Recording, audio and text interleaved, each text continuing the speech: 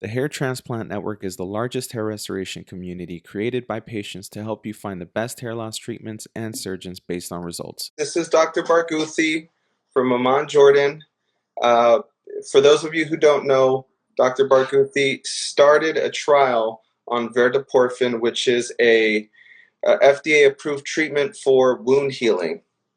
There's been a lot of talk that this particular treatment could regenerate hair follicles that are extracted, and Dr. Barghouthi is at the forefront of that, researching this for us, and he's going to be talking about his studies and what he thinks. And we have a couple of questions as well from the community to Dr. Barghouthi. So, Dr. Barghouthi, I think the first question would be, what is verteporfin, and how could it potentially help hair transplants?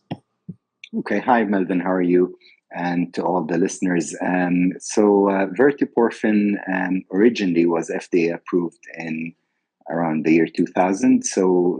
It was approved by the FDA for treatment of macular degeneration. So it was used along with photodynamic therapy for neovascular or neovascularization in the retina. And that has been the case until newer treatments came along for this specific condition.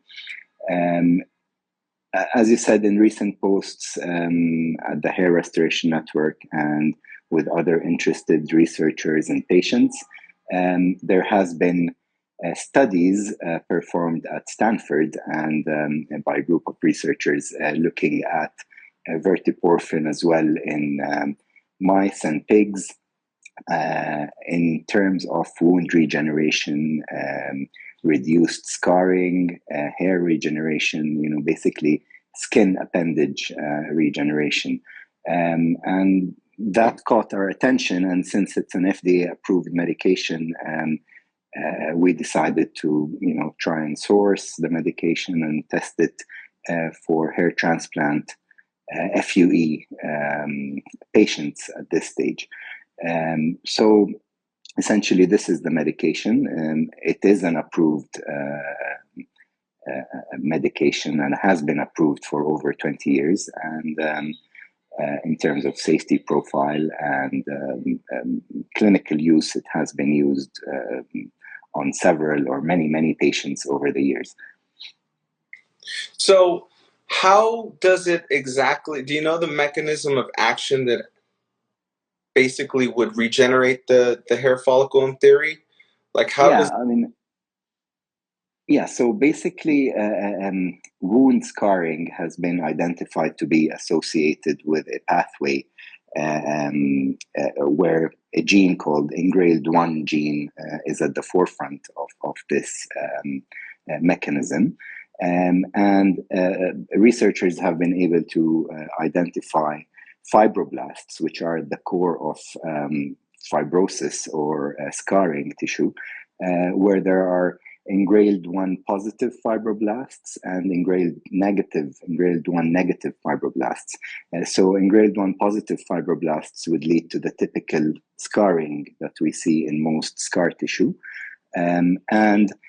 This, if you would take it up 1 level higher in the pathway, there's a protein called YAP protein or yes-associated protein. And that whole interaction or mechanism is what derives whether the scarring or the scarring mechanism or wound regeneration goes towards a scarring mechanism or a non-scarring mechanism based on the presence of engrailed 1 positive or negative fibroblasts in that pathway.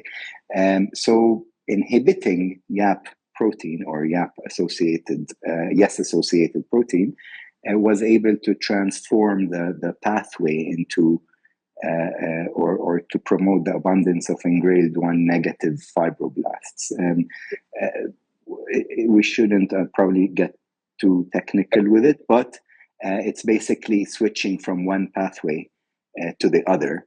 And the other pathway, which has, the engrailed 1 negative fibroblasts, would be a pathway where wound heals essentially without scarring, with hair regeneration, with normal skin structure regeneration, so sebaceous glands, hair follicles. The type of skin structure is a typical sort of basket weaved structure of the skin, which is not as stiff, it's strong. So the typical normal skin, if you want to call it. Other than that, in a normal scar, it's quite dense, it's parallel, and it's very stiff. So in a sense, it's sort of like blocking the pathway that creates scars. And so that way, instead of creating scars, it just regenerates normally with the hair follicle. Exactly. Yes, So, exactly. Yeah. Okay. So and you can block that pathway is a complex pathway. So you can block it along several sort of hierarchy of proteins and transmitters, and the one that verteporfin works on is the YAP protocol, or the YAP protein. So I had a question from one of the listeners here, who is a really, really good guy from folliclethought.com. He asked, will there be an FUT study to see if this could potentially, help FUT scars? I mean, if one could imagine that you take a strip of skin and remove 4,000 grafts and you can regenerate that strip of skin, I mean, that in a way I think would make a little bit more sense than FUE, but I don't know. What are your thoughts on that? Essentially, this is all quite early, and it's hard to sort of come up with conclusions at this stage. But essentially, limiting scarring, whether it's an FUE or FUT, essentially reaches to the same, more or less, result. With the result being a donor area that is unlimited in a way, has no scars, whether FUE scars or FUT scars. And also, it makes our donor area, the chance of having, repetitive surgeries would be more likely. So to me, we've started with FUE for reasons of actual recruiting patients that wanted the FUE done. There would be no. I'm not against having a study on an FUT scar if if the right subject presents him or herself, and specifically knowing that there's a chance that this may not lead to normal healing, and then they may need to be left with that FUT scar. So essentially, we thought that the consequences are better off starting with an FUE, because at the end result, you will have small FUE scars. That's a very good point. And, this is all sort of like speculation at this point, right? Because it's very early on into the study. So while we're optimistic, we have to also be realistic. And so, if you're getting a patient that does FUT and it doesn't work, then they're going to be left with that linear scar, which is definitely something to consider. So great point. Somebody asked in the thread in Hair Restoration Network, can vertaporfin be used multiple times over the same area for better results? Or is it only possible to do it once? So we're basing the current protocol on animal studies. So the best outcome for verteporfin as of now was injecting it immediately at post-operative day 0. So as soon as the incision is made, whether it's an FUE, whether it's a scar, intradermal injection of verteporfin immediately after yielded the best outcome. So we don't know is the answer. I don't know if there is an advantage to repetitive injections, or obviously we're still testing several dosages and several volumes and maybe several concentrations, but there are studies on animal models where they injected after several days or had multiple injections, and the best result came out to be immediately after and a single injection. Okay. And I know a lot of people are going to be wondering this, because I know I'm wondering this. How does one become a subject in your study? Like, how do they, is it something they can apply for online to kind of be part of the study? Or are you selecting patients like specifically? Not really, to be honest, because it's a study that requires a lot of follow-up. So our current patients are going to be asked to be seen fairly regularly. So day of surgery, 2 days later, 7 days, 14 days, 30 days, 60 days, and then onwards until possibly a 6-month mark, or even longer if we can. So essentially, informed consent, knowing that they're subjected to, I would say, an off-label use treatment rather than an experimental treatment. So it is an FDA-approved medication, but being used as an off-label protocol. So essentially, the subjects we're looking for are those who are willing to be able to be followed up regularly. I would have certain specifications, or I look for patients who had no previous surgery, just so that we don't have any bias or any conflicting results. And that would be one of the main things, is no previous surgery, fit and healthy otherwise. Perfect. We have a question here from the network. Somebody asked, if verteporfin does work to regrow hair, how would you envision it being used in the recipient area? And will you share your protocol with other surgeons if it does work?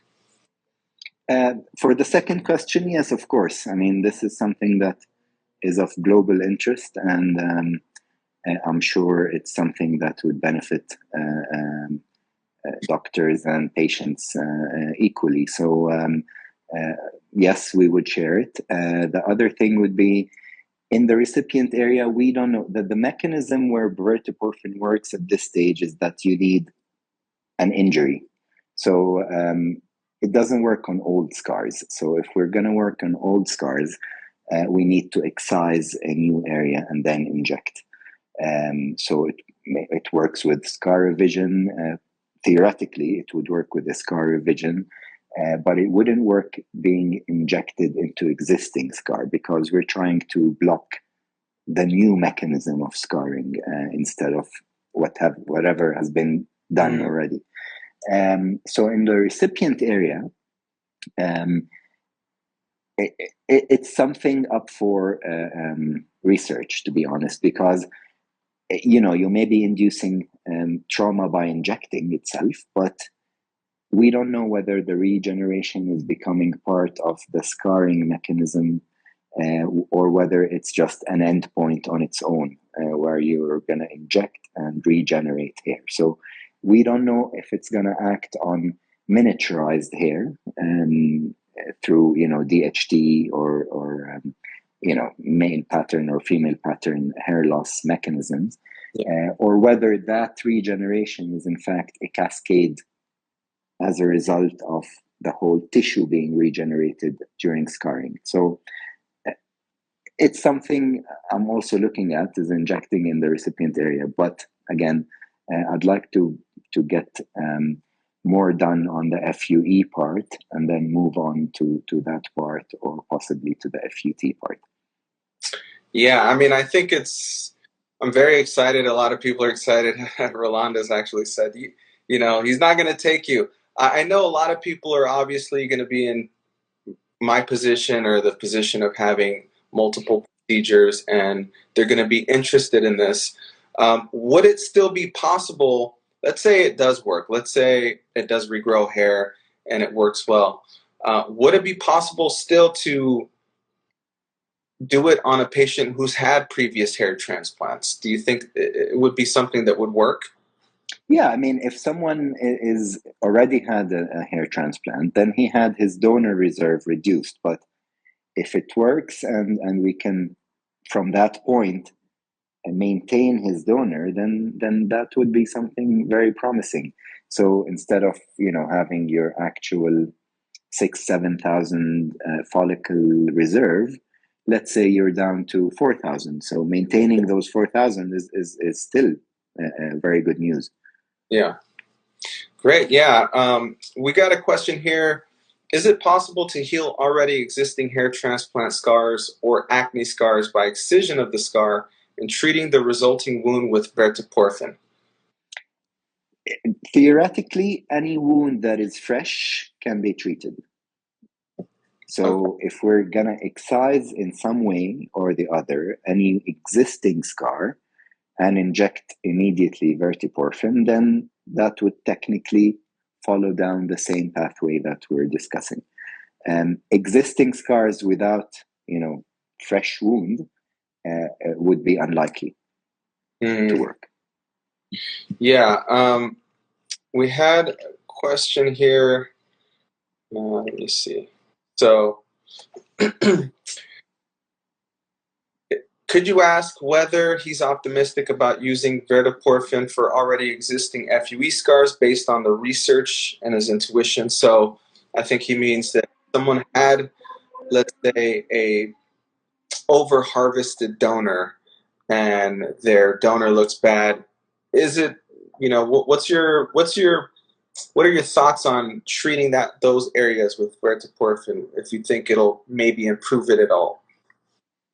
I mean, if we see hair regeneration in FUE scars, then it may be something to look at. But to be honest, I think from the research that has been done, I think it has to start at day zero, where you actually block the whole mechanism, and make the whole flow going in towards no scarring, normal hair regeneration, and so on. Existing scar would be very difficult to regrow hair in. Yeah. So I think it would be, there may be, I don't know if there's a role for injuring old scars and then injecting, but that's also another study. So that's something up for research. Yeah. I'm so glad that you actually, made the step in researching this. I remember when actually Follicle Thought just commented. I remember when Follicle Thought, he was the first one who wrote an article about this and kind of speculated that it could possibly, regrow hair in the donor. And then a lot of YouTubers started making videos about this, and I tagged you in it, and you actually took it a step further and started doing the research, which is incredible. I have a couple of photos here from your research that I'm going to show the audience. But if you could just kind of like walk us through, what this is. So, all right, let me turn this over and show you guys.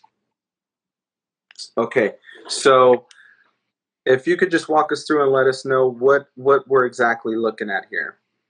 So this picture was taken. I have to say something that verteporfin is light sensitive. So essentially, that's what has been proposed with the retinal treatment, because it actually has to be injected IV, and then a laser of a certain wavelength is directed into the lesions where verteporfin is in the vessels. So it is photosensitive. We don't know in the skin, to be honest, if it's something that would be ineffective by light, or what sort of exact light strength would make it inactive. So to avoid all of that, we covered the area for 7 days immediately after. We prepared it in a dark environment, and we injected it in very dim light conditions. So, but still, we don't know if that's an actual issue or not, whether to have, light exposed onto the skin. But anyway, this picture was just taken quickly after 2 days. Okay. So, you can see the punch sites we did specific 2 by 2 centimeter squares, and we injected different concentrations or different dosage of verteporfin, and we did in each area a trial and a control box. So this is your C. This is a control box. Okay. Of one of the areas. It was injected simply with phosphate buffered saline. And this is the test area 2 days after. So you can, it's hard to tell, but the scabbing was much better in the test area at this concentration or at this volume.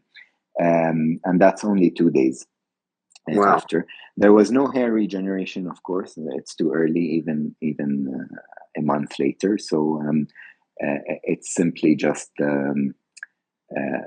test and control boxes taken sort of quickly, and then we had it covered again. So this is you can see the test and control. Yes. Yeah. Wow. So the concentrations are different from left to right, so they kind of go down in strength. And I know it's early, but so far, how do you feel? How optimistic are you? So the last follow-up we had was at 28 days, and we did 50x and 200x magnification of the punch sites. And I don't know, you have the pictures probably, man. Yeah, let's start going down. Okay, so... Yeah, so this is the 0.24 concentration. And maybe we can go to the next one? 0.4. We start with the 0.4. Okay, so this is below. Yes, okay. So essentially, probably this is the concentration we're mostly, probably looking at in terms of promising. So I know that probably I've seen it best when it's live in front of me, but you can see something here that in the left side where you compare the 50x magnification, you can see that the control scars have already started to form and look like the way we know them, like white dots, sort of scar, stiff tissue. Yeah. While I must say that throughout the follow-up, I've seen that verteporfin delays that scarring pathway in some way. Like it doesn't heal as quickly as we are used to FUE scars healing. So they remain vascular for longer. They remain sort of like an abrasion, red colored. So in a way, it looks like it's worse because they're not healing as fast, but healing as we know it is scarring. So delaying the scarring action means that you still have, activity going on into the wound. And that's why it's red, it has vessels, it has blood vessels. And that may show later on that the skin is not taking the quick, short pathway to healing and just scarring. So throughout the pictures, throughout the 7 days, 14 days, 28 days, we could clearly see that verteporfin injected sites were always lagging behind, were always red. They always looked, more delayed in healing. So let me just show you this one. Where is the 0.4 one? This is 0.4 right here. This is probably the 14 days one. But if you go back to the 28 days one, okay, because that's the latest. I think we should comment on that. If you go to the right-hand side, maybe show that clear. maybe it's not too clear, but you can see the outline of the punch site on top. Yeah. It's quite clear. It's like a white island. The Yeah. whole punch is a white island. Exactly, yes. Yeah. While if you go down to the test area, you can see that it's kind of getting that normal skin texture. Again, Yeah. this is all That's a big difference. still, Yeah. that's all still up for further follow-up. There's nothing solid yet, but this is what we're just up to at this point. Wow. Okay. So I think this is pretty significant. So this right here, I can clearly see. I know you may not be able to see it so well on camera, but this you can clearly see is an extraction point.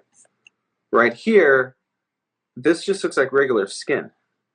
I can't see Because anything. you can see the actual, the skin structure. You can see it throughout the whole area more clearly. Yeah. Yeah. Wow. Wow. Okay. That's big. That's huge. And for sure I'm gonna repurpose this on YouTube and have the pictures a lot clearer. But yeah, this is amazing. So let me switch it back to me.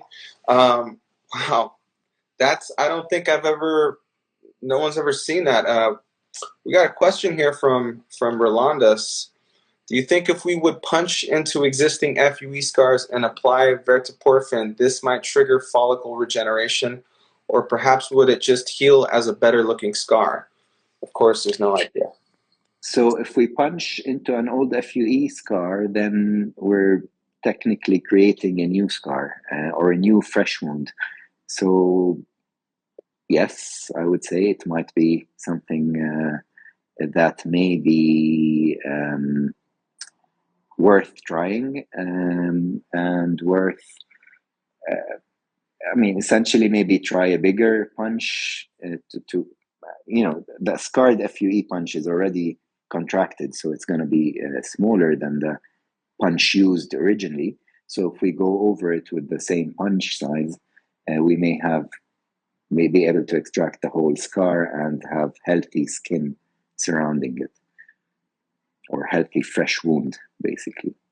Yeah. So it could potentially, even let's say worst case scenario, it doesn't turn out what we're hoping for, and it doesn't really regrow any hair, but it reduces hypopigmentation. Mm-hmm. It reduces the size of the scar.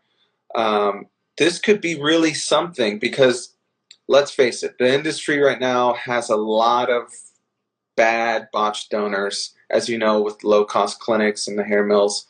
A lot of people, they're more concerned about their donor now than the top. That's become their primary source of insecurity. So now, if this could potentially help that, it could be amazing. And Rolandus had another comment here. He says, "My scars are hypertrophic, so it's something of interest for the future." Mm-hmm. Yeah, definitely, definitely. I mean, I think anyone who has poor scarring, and I would even say, I would be interested to see if you have patients that had FUT, because I know you did FUT before. If you had patients who had FUT, if you inject the FUT scar to see if perhaps it could maybe reduce the size of the scar, if there's like a stretch scar, if it could kind of help it. I would be interested to see if that's something I might do in the future. It's possible, but we kind of have to be realistic with on who to use it, because scientifically, I think existing scarring would be not really the target site. We may do a scar revision and inject it, but I think to get the best results and best use of the substance, which is not really, as of yet, very easy to source, there has been a shortage of it. As I said, since the actual drug went out of being the first line for retinal disease, the production has been down. So it's now based on you source it generic from labs. But again, this is not the main issue. But I think research showed that it's going to be best when there are fresh wounds, so that the mechanism, the cascade is blocked right from the beginning. Again, if it's something we can test on a small area of an existing FUT scar, then that's something to be discussed and done, hopefully.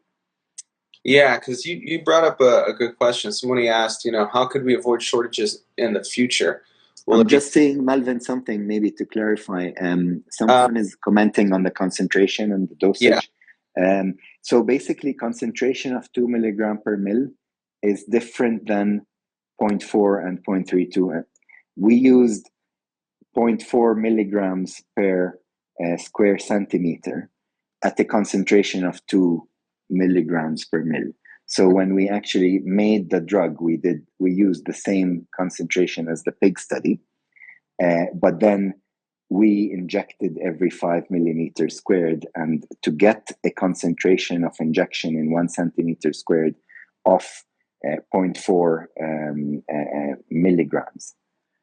Okay, yeah. So that's so it's the same yeah, same dosage, just using more to get the volume is different, but the concentration is the same as the pig study.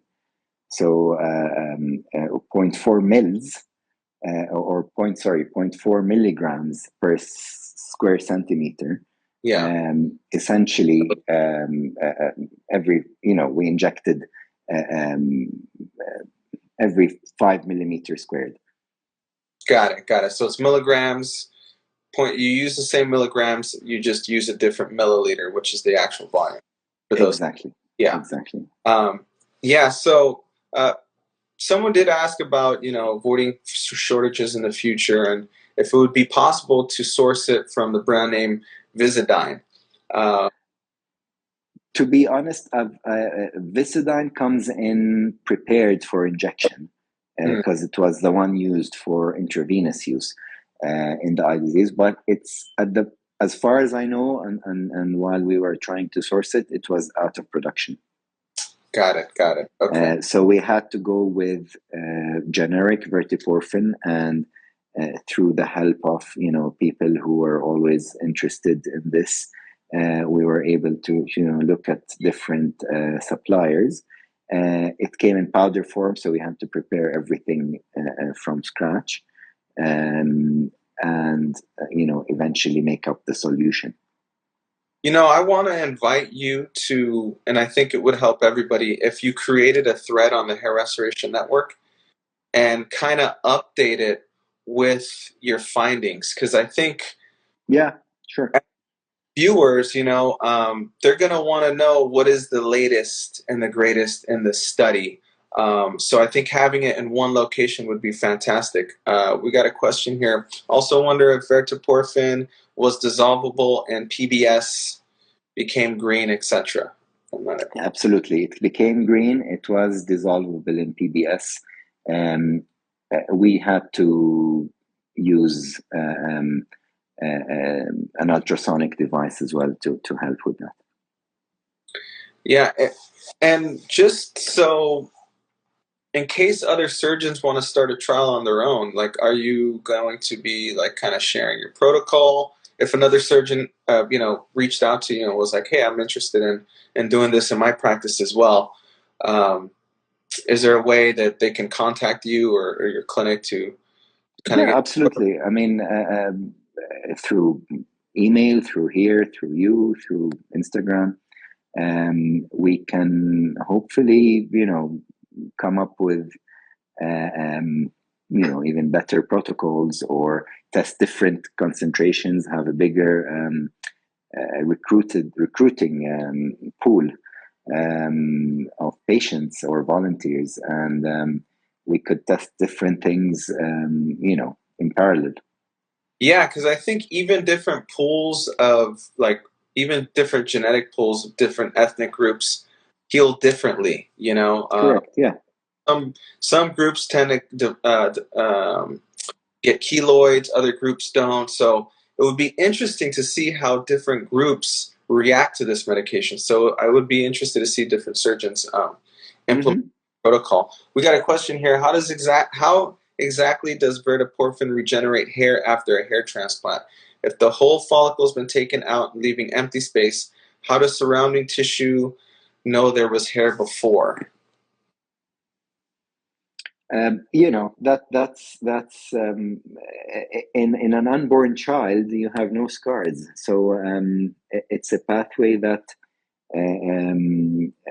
skin develops the scarring mechanism as soon as a baby is born. But in utero, that mechanism of scarring does not exist. So essentially, whether it's dermal cells that are there, once we bypass the normal pathway of scarring and fibroblasts, a certain type of fibroblasts being built up that are scar prone or scar producing, if we go down a different pathway, which is in grade 1 negative fibroblast, then essentially, technically, all skin appendages or structures regenerate. So there must be a signaling pathway of what used to exist in that area. Yeah, so it would be sort of like as soon like as a memory. I think it's a memory sort of. Exactly. Memory. Like as soon as your scar starts to develop, there's a signal that tells the body do not produce hair in this specific section. Even with like burn victims, right? No hair follicles are ever taken out in that case. It's just scarring that prevents hair follicles from growing. So if you can prevent scarring, you could basically regenerate hair. Theoretically, of course, we're talking, but that's why it's like blocking the cascade from top. So once you prevent that pathway where just you're filling up the skin or the gap with material, let's say, that would just fill the gap. You're actually rebuilding the whole thing from the beginning. So this is why it has been shown in animal studies that structures also form back. It's not only normal skin. It's just normal skin with the skin structures. Yeah. We got a question here. How many minutes after the incision does it have to be applied? Technically, in some sort of discussions, it was said to be, before the 4-hour mark, if I'm correct. But ideally, from what the studies have been done, it was injected immediately as soon as the incision was done. So, either before suturing or immediately after. So, it has to be at that same instance. Okay, perfect. How long does the verteporfin remain in the tissue? What is its half-life? So basically, you can see, I have been able to see sort of discoloration in the skin, even for like immediately a day after, or even at the 2-day mark. So I would say it would be remaining in the skin longer than its actual half-life, because as I said, this medication has been an IV blood injected medication. But in the skin, I would assume it's going to last longer, and it probably stays for a few days until the whole mechanism starts to for it to block that mechanism, because the mechanism of healing starts immediately after the incision, and it needs to remain for a few days until it acts on the actual cascade. I like that so far you've noticed that there's been a delay in the healing, because that to me signals that it's blocking that signal to start scarring. So I think it's very obvious in the photos, and if we have clear photos, maybe on the thread or when we share it on the thread, you can see clearly that there is some a difference in what the punch looks like between both control and test areas. So it seems to be that it delays the normal path that we're used to. We're used to seeing healing and find that FUE sites have closed and they're healing well and they look nice at day 10 or a week after. And technically, yes, because they just closed off and they scarred. The verteporfin ones seem to be, a bit behind. Yeah, no, I agree, absolutely. Somebody asked a really good question. Does this affect the surgeon's ability to perform the FUE since they will not have time to stop and inject the site every so often? My initial thought would be you could have a nurse there as soon as you extract, inject. But I mean, it may complicate things because, of course, if you're doing large sessions, 2,000, 3,000, you may need a bigger team. But what are your thoughts on that? I mean, I think this is a matter of just operational logistics and if we reach a point where FUE scarring is eliminated just by injecting something into it, then I would personally change the numbers per day that I do for the sake of injecting that, because the end result for the patient would be way more beneficial than finishing the 3,000 in a day or so on. So it might be just split into smaller sessions until we get more efficient at it. Yeah, so I mean, how many grafts do you think you would be able to do max in that situation then? If like maybe 500, maybe 1,000? No, I think it would probably be 1,200, 1,500, because essentially you don't need to inject at the base of each punch, so you can just go through a certain square area or surface area and inject every, as proposed till now, it would be 5 millimeter intervals, and inject it intradermally. Yeah, and someone asked kind of like the same question that I asked you in the beginning, but I asked them whether or not this could potentially work for FUT, which is a larger scar area. And so, as Dr. Barghouthi mentioned, the issue that happens right now is that it's all on a volunteer basis, and so this is all theoretical. In the event that this doesn't work, the patient has to accept the fact that they'll have a linear scar, which a lot of patients just don't want to do. So, but if there is someone who is already set to have an FUT, then I think they would be the perfect candidate. So that's why, the more surgeons that try this, the better, because they may have patients that are willing to, to participate in this study. So as somebody asked, how will you ensure uniformity across wounds? What if some wounds don't get enough verteporfin? So essentially, for linear wounds, the proposed protocol would be 5 millimeter intervals across both wound edges. So there is so much. The reason why a certain concentration is done is because intradermally you can inject so much. You can't inject infinite volumes, and you can see that when you inject PRP or when you inject steroids for certain alopecias. When you're at the right depth of injection, you can't have the whole syringe being injected there or large volume.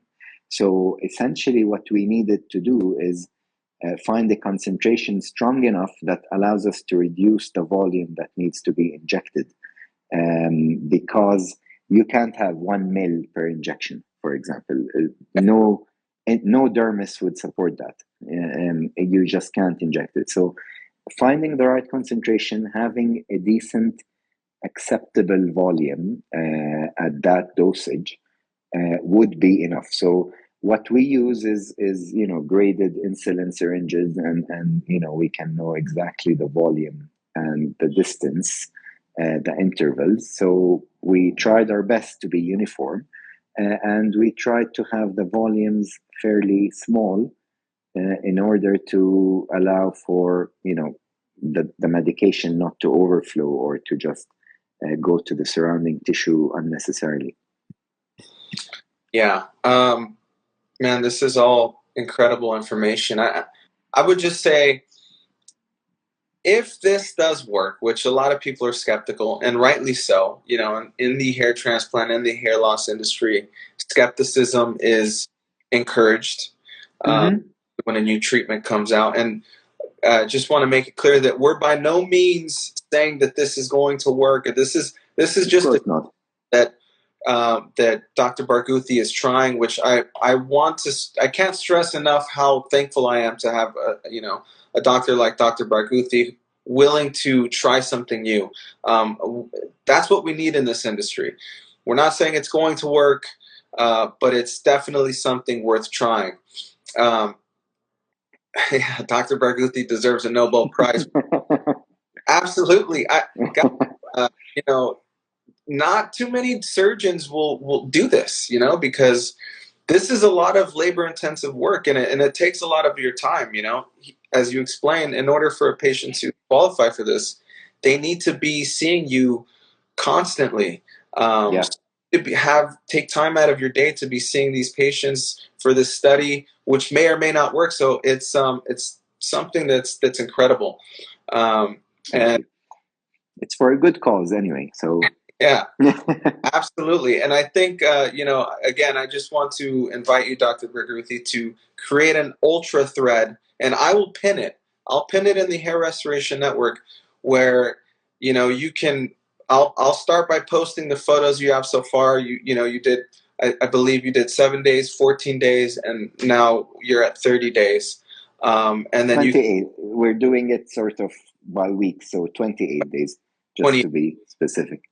Okay, 28 days. So so Rolanda, is just, where can you follow updates? The updates will be on the Hair Restoration Network. We'll create a thread. I'll pin it, and Dr. Barghouthi can go ahead. We'll do an update on that. We'll do an update. We do updates on original groups where people were interested as well, on Discord and Telegram. So I'm happy to share any updates as we go. Yeah, absolutely, and feel free to post that also, the different groups that are interested in the thread. Guys, this is for the benefit. And I must say, some of these groups, they're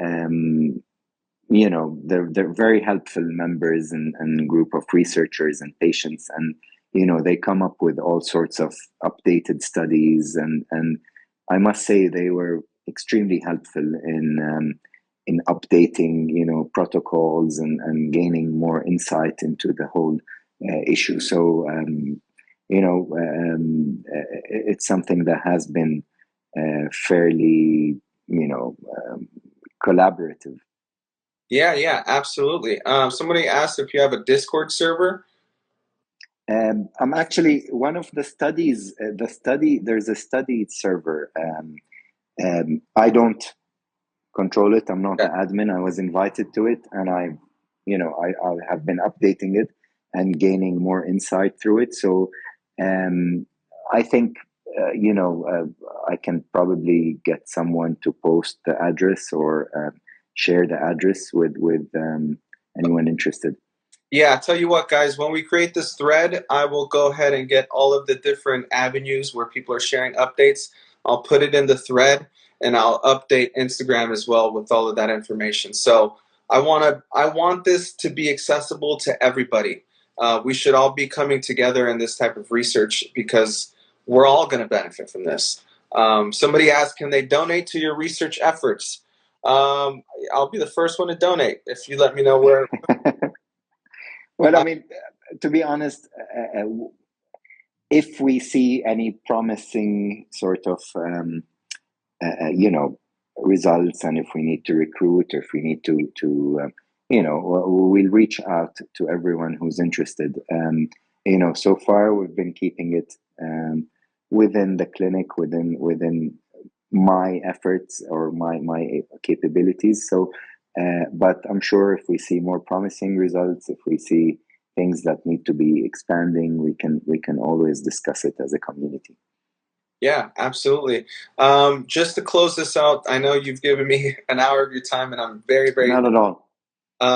If anyone wants to get in contact with you, how can they reach you? It's at Vertex Hair on Instagram, but what's your email where they can reach you? So basically, the details are either on Hair Restoration Network in my signature page. Okay. Info@vertexhair.com would be something that we always check. My personal email is taleb@vertexhair.com. So we check out all these emails and social media and the Hair Restoration Network Yeah.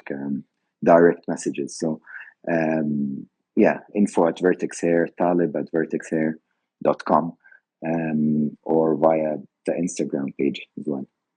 At Vertex Hair. Mm-hmm. So much, Dr. Barghouthi. Thank you. One of a kind, exclusive information that we got here. So I'm excited. I'll be following up monthly. And for those of you interested, again, we're going to create a master thread on the Hair Restoration Network. I'm going to pin it where we'll have updates. We'll have all the different groups that are sharing this, information. So along with Dr. Barghouthi's information, which is in his signature. So thank you guys for joining us. We will catch you guys next time. All right. Thank you, Melvin. Thank you. Thank you, everyone. Bye-bye. Bye-bye.